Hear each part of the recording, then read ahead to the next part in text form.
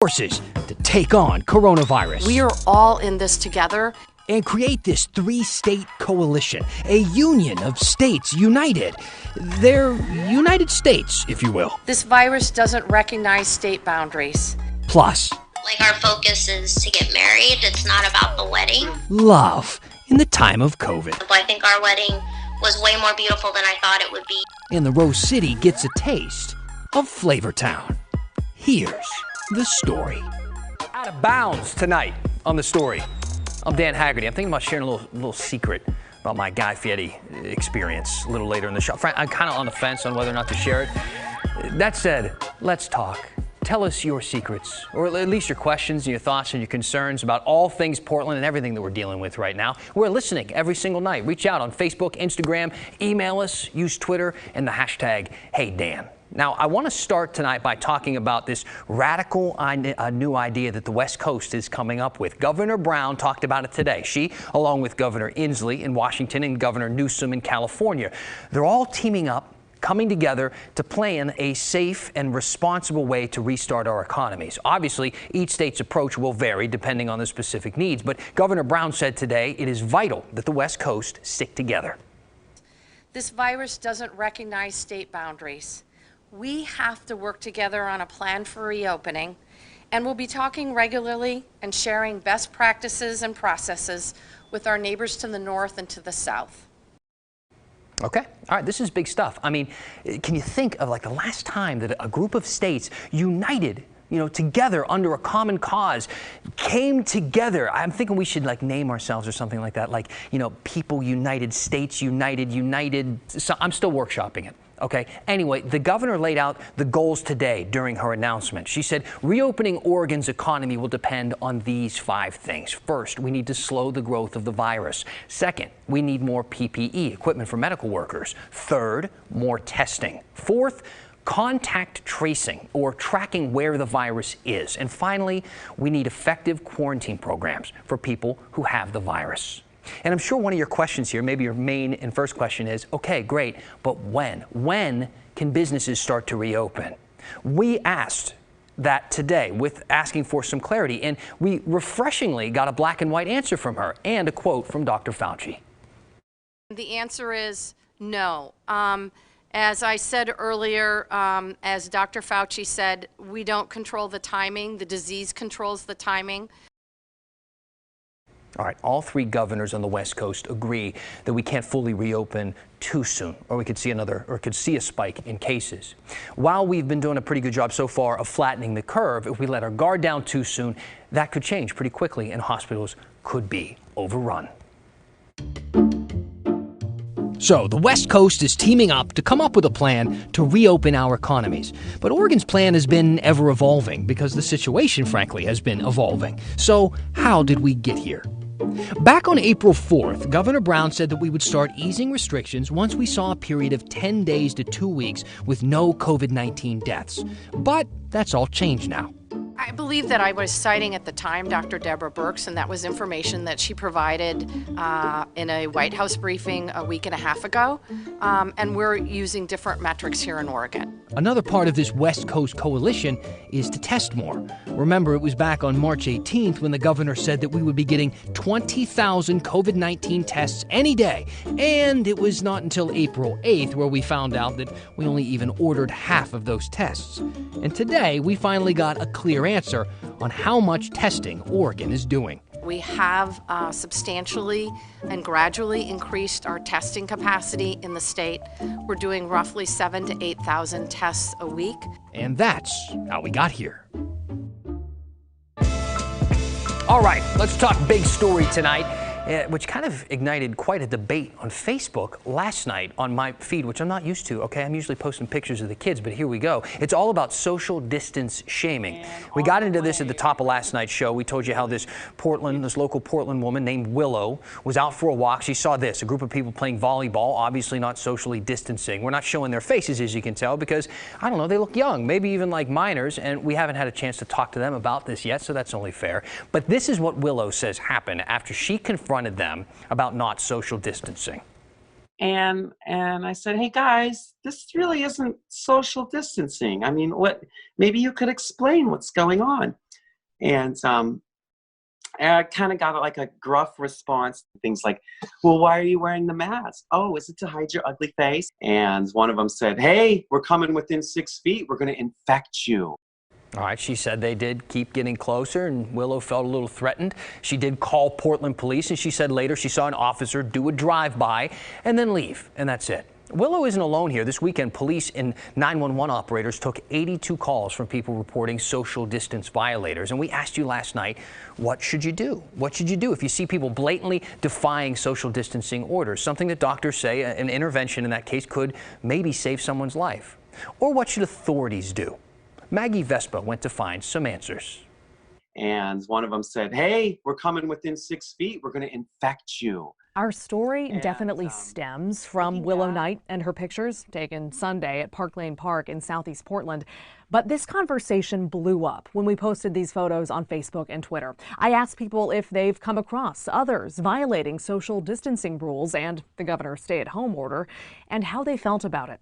Tons of you responded. Jenny tweeted, yes, we live in apartments. Neighbors across the breezeway are constantly having people over. She added they had a big party on Sunday, including hiding eggs in the community space, then got mad when others went into that space. Some, like Lorna, wrote people should stop worrying about what others do. We don't have to join them, she said. We can only be in charge of ourselves and those in our household. Another woman emailed photos of a packed parking lot at the big box store where she works. She didn't want to be ID'd because she's afraid of being fired, but she said her work is drawing crowds by the hundreds, adding, when did things like patio furniture, fire pits, mulch become essential items? So the question, in cases like this, where social distancing rules are blatantly broken, what do people do? Non-emergency. Yes, hi. Well, in this situation, Willow called the Portland Police non-emergency line, and we obtained the recording. And how many minutes ago did you last see him, or you see him now and you're leaving?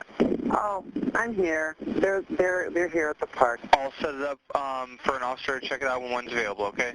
An officer drove by, she says, but nothing happened. In fact, Portland police confirmed they've issued 0 citations for violating Governor Brown's stay-at-home order, which technically could be a Class C misdemeanor. But they are getting calls about it through non-emergency and 911. 82 came in this past weekend, close to 470 calls in the last 3 weeks. There's kind of an expectation that the police will police all things. A bureau spokesperson explained why forcing everyone to remain socially distant can't be one of those things. For one, it would overwhelm our criminal justice system. I think it's very similar to, I would say, driving, where everybody thinks they're an exceptional driver, and there are a lot of really bad drivers out there. And some people, they would love for us to go out and issue citations to every single person who is violating every single rule of the road. And that's just not ever going to happen. Okay, Maggie Vespa joining us now, and you got into a little bit of this in the piece, but when we think about the reactions that we're seeing from people primarily online, this has spurred a lot of intense conversation. Yeah, and we knew it was going to, right? I mean, your page is incredibly fiery, where you posted about this, and again, we knew that was going to happen. I mean, a lot of people are scared right now. They're frustrated. They're angry. For some, that means that they're becoming kind of defiant, and they just don't want to be told to stay inside. And, everybody gets that. Nobody wants this, but to kind of quote the state's campaign that they've been putting out, is it really worth, in their words, accidentally killing someone to go to a volleyball tournament, to go to a barbecue? And so that's kind of, the state's point on this. Willow's point was, she said, my partner owns a hair salon, and the more people continue to violate this order and these protocols, the longer, presumably, that business has to stay closed. And she said, we're losing out on money, and she was frustrated. So there's kind of a backstory there. Right. What do people do, though? I think that's one of the big questions, though. What are you supposed to do if you see something like this that you think people aren't doing the right sort of thing? Because we know police aren't really taking action. They're not handing out citations. So what's somebody to do? Right. So we reached out to the governor on this, and we just said, hey, obviously this is happening in cities across the state and communities, and I'll touch on that in a second. But she kind of, for the official advice, deferred to Oregon State Police. So I want to show you a statement that they put out that her office sent to us. It says, OSP advises that people may choose to self-educate their fellow Oregonians while maintaining social distancing themselves, or they may call their respective police agencies non-emergency number, which is what Willow did.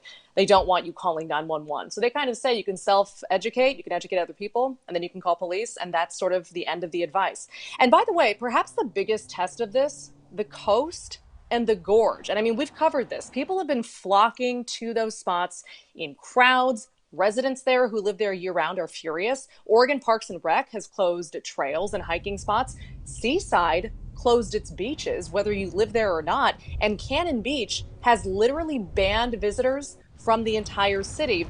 So Dan, I reached out to Parks and Rec and I reached out to police in both Seaside and Cannon Beach, and they say in all of those situations, they're doing the same thing that Portland police are doing. They're giving people warnings, but they have yet to issue any citations about this. And they say they don't want to, but if it comes to that, they will, but they don't want to. So that's kind of this middle ground that everybody's in right now. Sounds like it's up to each and every individual to be responsible Yeah. here.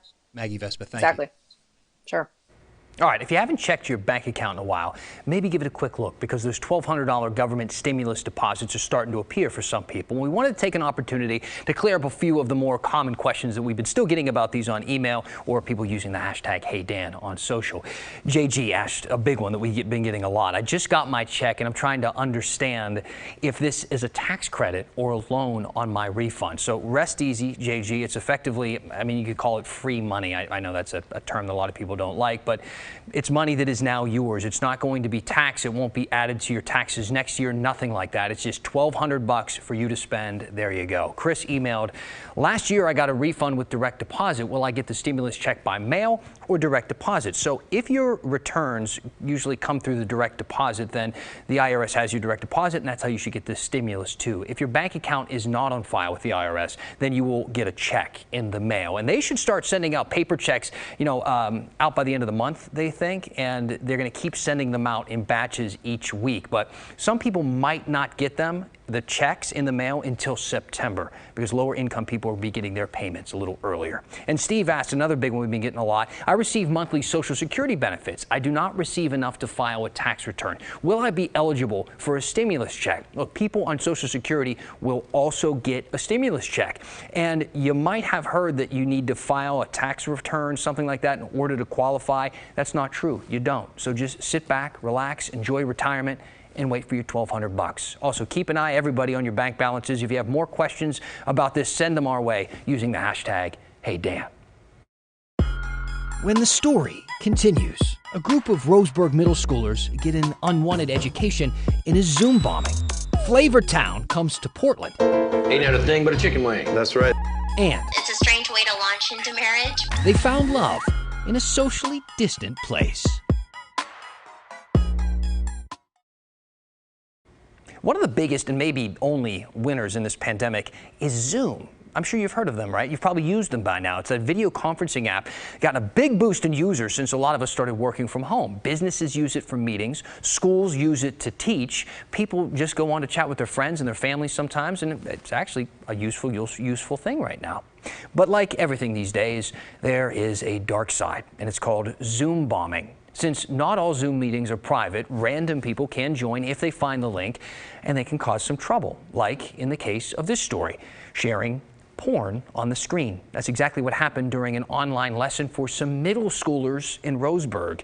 The district says someone that they don't know who it is hacked into the Zoom call and shared a video of a woman showering naked. Because of this, the district says that they're not going to use Zoom anymore, as if these kids needed another disruption in their educational careers. Zoom bombing is kind of turning into a big issue. I mean, just Google Zoom bombing and you're going to see all these headlines about people that this has happened to. It's organized groups of people on the internet going around and doing this for fun, I guess, for a laugh. But in this case, the consequences are real. And the kids can't use this valuable tool to connect with their teachers and classmates anymore. The FBI has sent out a warning about this. Just last week, a teenager in Connecticut got arrested for it.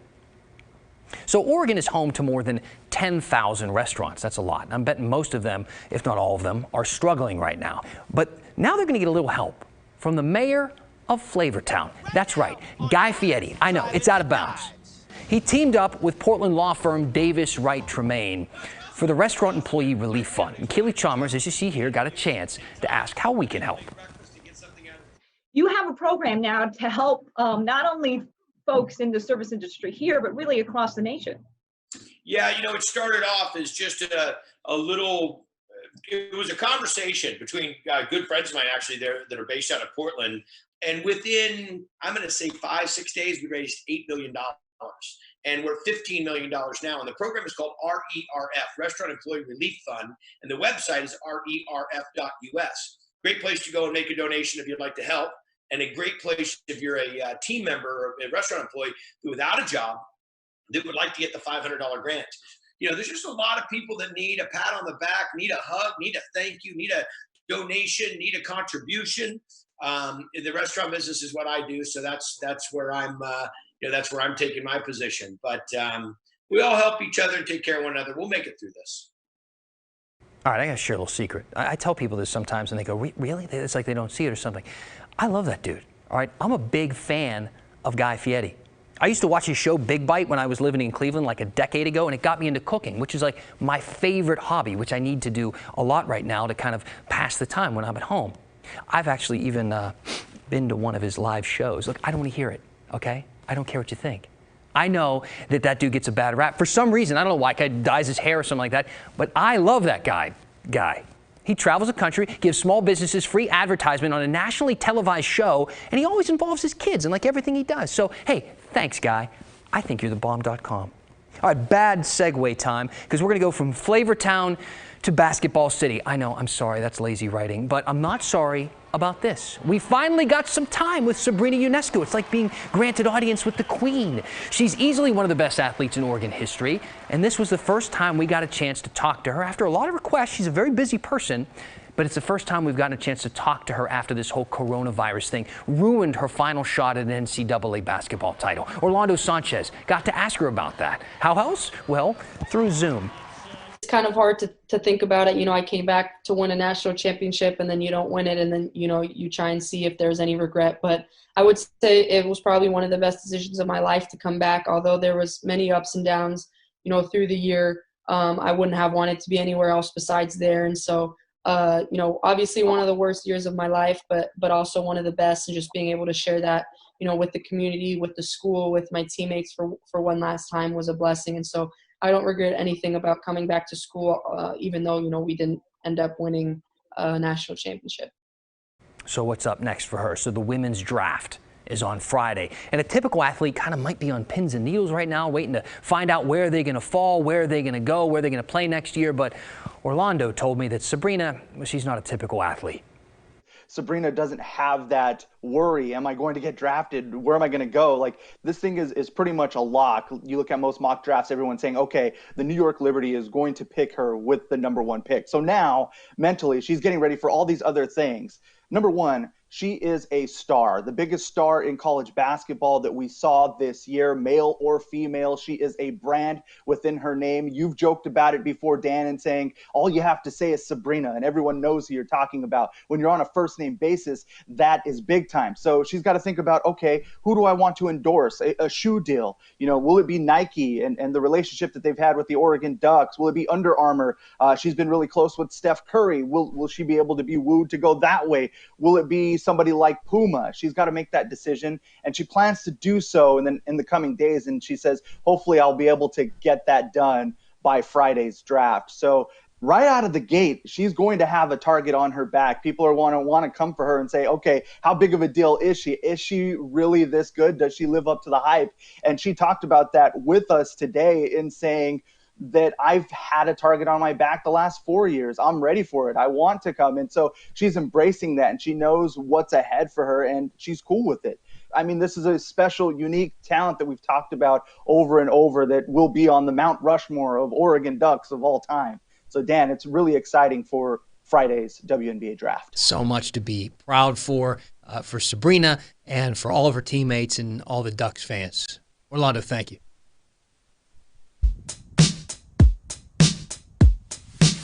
Hey everybody, I'm Matt Sapino. We have a clear sky once again, and many of us, and hopefully you as well, have been getting just an eyeful of the moon lately. Of course, we had the supermoon last week. We've had a lot of clear sky, but check this out. There are some private commercial enterprises that have their sights set on the moon and not just looking at it from Earth, but actually going there. This is an artist's rendition of what the next lunar lander will look like, and this is going to launch in October of 2021. It'll take about 3-4 days for it to get there, and it will land. It's by Houston-based Intuitive Machines. Now, what's cool about, there's a lot of things that are cool about this. First of all, the fact that we're going to land something on the moon once again, but the news is this. They have picked the landing site after some really detailed study, the most intensive which has happened since 1972 when they picked the landing site for Apollo 17.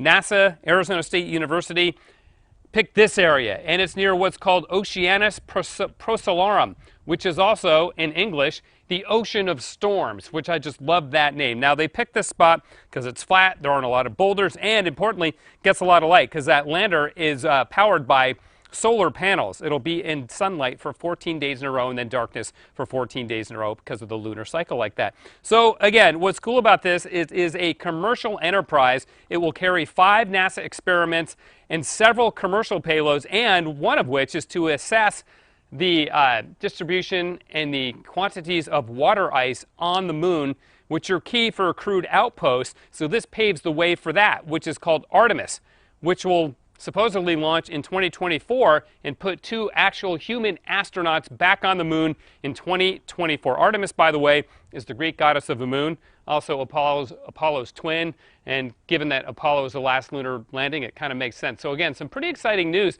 and it's both NASA and commercial enterprises headed for the moon. Making the most of what we have, and especially in times like these that are so hard. Walking down the aisle by any means necessary. We basically have to just do the best that we can with it. When we finish the story, next. They say if you want to make God laugh, tell him your plans. Well, a couple in Beaverton planned to get married. Obviously, COVID-19 had other plans. But Riyadh and Ashley McHale were determined to stick with their original plan, even if things had to look a little different. Here's John Goodwin.